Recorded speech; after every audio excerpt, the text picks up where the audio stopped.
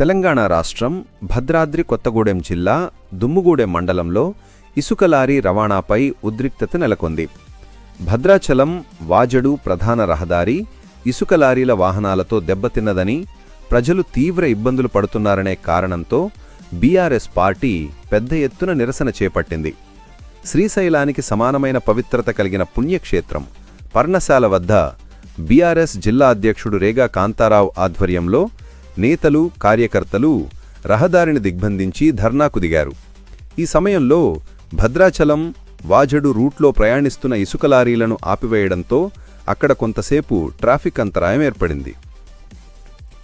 ధర్నా సందర్భంగా బీఆర్ఎస్ శ్రేణులు ముఖ్యమంత్రి రేవంత్ రెడ్డి, భద్రాచలం నియోజకవర్గ స్థానిక ఎమ్మెల్యేపై తీవ్ర నినాదాలు చేశారు.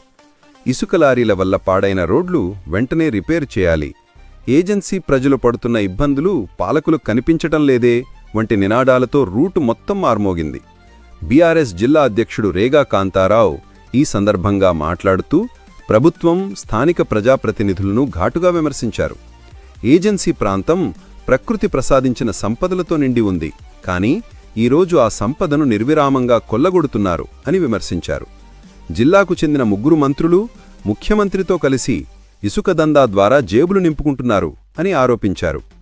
ఇసుక లారీల భారీ రాకపోకలతో రహదారులు పూర్తిగా నాశనం కావడంతో గ్రామాల మధ్య ప్రయాణం ప్రజలకు కష్టతరమైందన్నారు.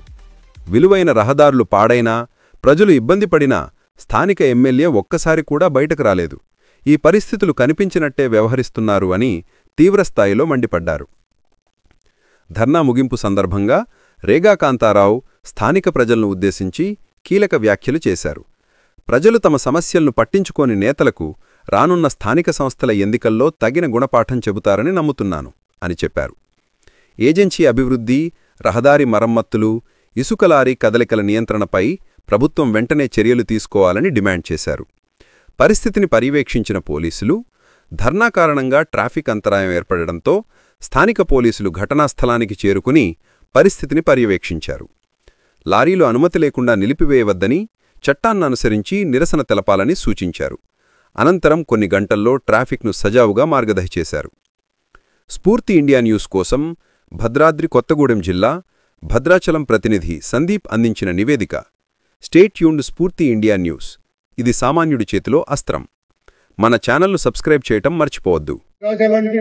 వాజేడు వరకు పాడైపోయిన రోజులను వెంటనే భద్రాచలం నుండి వాజేడు వరకు ఇదేమి రాజ్యం, ఇదేమి రాజ్యం చెప్పాలన్నా, రేవంత్ రెడ్డి వెంకు చెప్పాలన్నా. పాడైపోయిన రహదారులను వెంటనే, పాడైపోయిన రహదారులను వెంటనే, పాడైపోయిన రహదారులను వెంటనే కాంగ్రెస్ పార్టీ మొండి వైఖరి, కాంగ్రెస్ పార్టీ మొండి వైఖరి, కాంగ్రెస్ పార్టీ మొండి వైఖరి. రేవంత్ రెడ్డి వెంకు చెప్పాలన్నా. జై తెలంగాణ, జై తెలంగాణ, జై తెలంగాణ. పాడైపోయిన రహదారులను వెంటనే,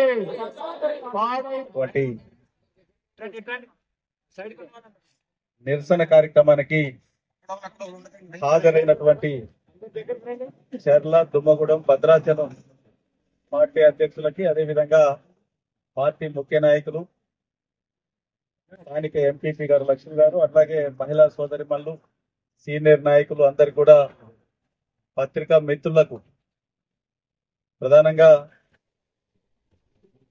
అందరికీ పేరు పేరున ప్రత్యేక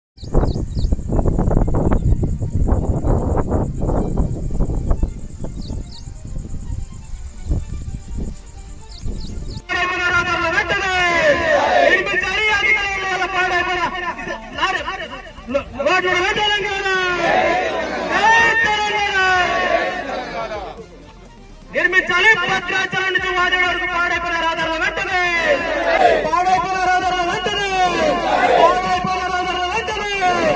జై తెలంగాణ, జై తెలంగాణ. కేసీఆర్ గారి నాయకత్వం. నిర్మించాలి. పాడైపోయిన రహదారుల వెంటనే, నిర్మించాలి. పాడైపోయిన రహదారుల వెంటనే. జై తెలంగాణ.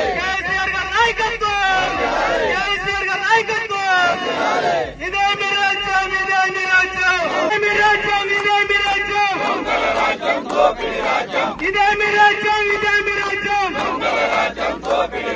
ఇదే మీ రాజ్యం, ఇదే మీ రాజ్యం.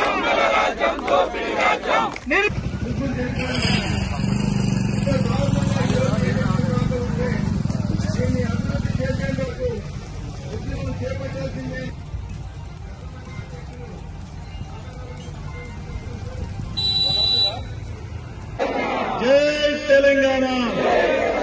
ఇదే మీ రాజ్యం, ఇదే మీ రాజ్యం, ఇదే మీ రాజ్యం, ఇదే మీ రాజ్యం, ఇదే మీ రాజ్యం, ఇదే మీ రాజ్యం. భద్రాచలం ఏజెన్సీ నియోజకవర్గంపై కార్యక్రమం వైఖరి. జై తెలంగాణ, జై తెలంగాణ, జై తెలంగాణ, జై తెలంగాణ.